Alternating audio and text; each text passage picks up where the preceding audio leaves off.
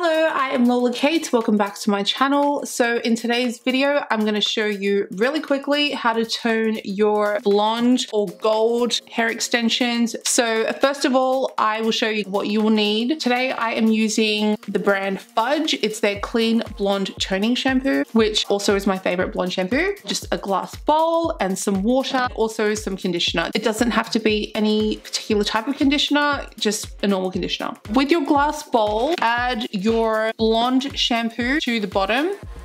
Depending on how yellow your extensions are, will determine the amount of product you will need to use. If your extensions are super orange, super brassy, use a lot more product than that. Mine aren't too bad, so that's probably the right amount of product. In the bowl now, I have added the water to the toning shampoo. So that is the toning liquid there. So add the extension in.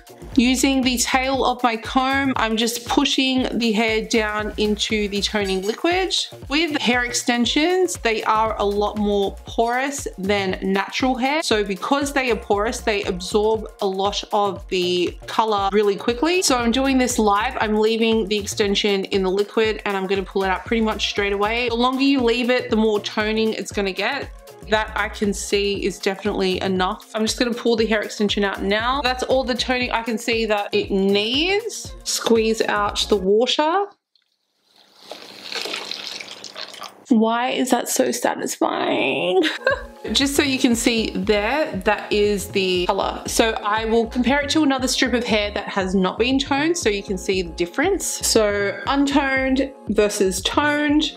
When it's wet as well, just to let you know, it does look a lot darker and it looks very sort of gray in comparison to the yellow. So I'm just going to condition, dry this off now off camera, and I'll show you the final result. This is the toned, this is the untoned. It looks a lot ashier. It actually looks a lot lighter in color now in comparison to the gold.